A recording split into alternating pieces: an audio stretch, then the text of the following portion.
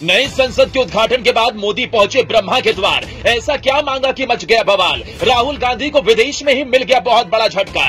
कांग्रेस कर्नाटक जीतकर जश्न मना रही थी, लेकिन मोदी अपने अगले मिशन पर जुट गए। हो गई बीजेपी की तैयारी, अब होगी कांग्रेस की जाने की तैयारी।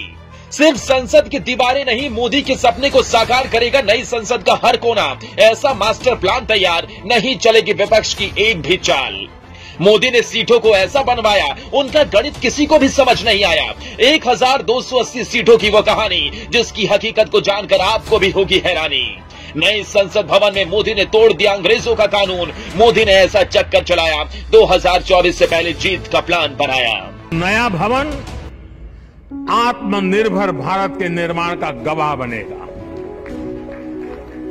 पुराने संसद भवन में देश की आवश्यकताओं की पूर्ति के लिए काम हुआ, तो नए भवन में 21वीं सदी के भारत की आकांक्षाएं पूरी की जाएगी। इधर विदेश में जाकर एक बार फिर से राहुल गांधी भारत के खिलाफ जहर उगल रहे थे। प्रधानमंत्री नरेंद्र मोदी पर सीधे तौर पर निशाना साध रहे थे, तो वहीं दूसरी तरफ प्रधानमंत्री नरेंद्र मोदी ब्रह्मा की भक्ति में लीन थे। राजस्थान के पुष्कर में पहुंचकर वो पूरी तरीके से भक्ति में नजर आए और इस मौके पर उन्होंने ऐसी चाल चली कि पूरा विपक्ष धड़ाम हो गया।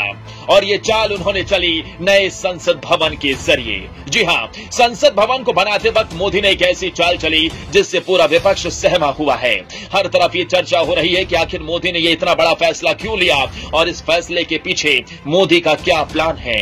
इतना ही नहीं, इस नए संसद भवन को बनाते वक्त मोदी ने अंग्रेजों के कानून को भी ध्वस्त कर दिया है और भारत के हिसाब से इस भवन को बनवाया। तो चलिए अब आपको नए संसद भवन को लेकर वो बात बताने वाले हैं जिसे साल 2024 के चुनावों से जोड़कर देखा जा रहा है। तो मोदी का पूरा खेल समझिए। आजादी के 75 साल बाद भारत के माननीय अब नई संसद भवन में बैठकर कानून बनाएंगे। 862 करोड़ की लागत से ये नया संसद भवन तैयार हुआ।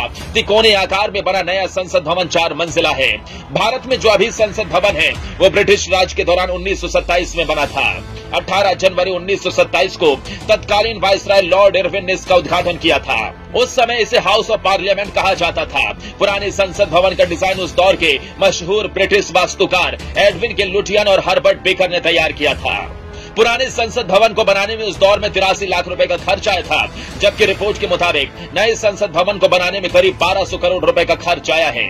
इन बातों के अलावा जिस बात की सबसे ज्यादा चर्चा है वो है संसद की सीट। दरअसल इस बार संसद की सीटें बढ़ाई गई हैं। इसके पीछे मोदी की क्या सोच है, इसे लेकर पूरा विपक्ष परेशान है। अब आप पहले पूरे समीकरण को समझ लीजिए।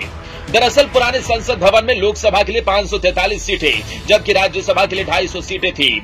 तो वहीं अगर नए संसद भवन की बात करें तो लोकसभा की 888 सीटें हैं, जबकि राज्यसभा की 300 सीटें हैं।